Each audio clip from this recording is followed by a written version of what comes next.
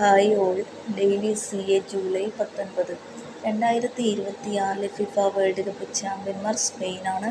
അർജന്റീനയാണ് ഫൈനലിൽ പരാജയപ്പെടുത്തിയത്. മികച്ച താരത്തിനുള്ള ഗോൾഡൻ ബോൾ ലഭിച്ചത് സ്പാനിഷ് താരം റോഡ്രിക്കാണ്. ഏറ്റവും കൂടുതൽ ഗോളുകൾ നേടിയത് കിലിയൻ എംബാപ്പെ 10 ഗോളുകളാണ്.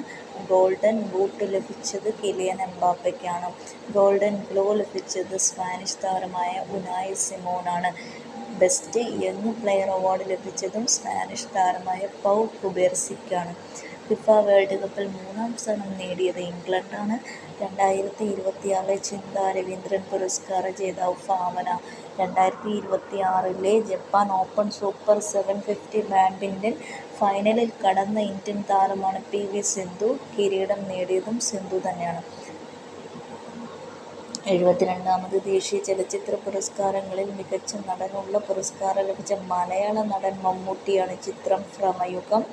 ഇന്ത്യയുടെ ആദ്യ സ്വകാര്യ നിർമ്മിത ഓർബിറ്റൽ റോക്കറ്റായ വിക്രം-1 വിക്ഷേപണ ദൗത്യത്തിൻ്റെ പേരാണ് മിഷൻ ആഗമൻ.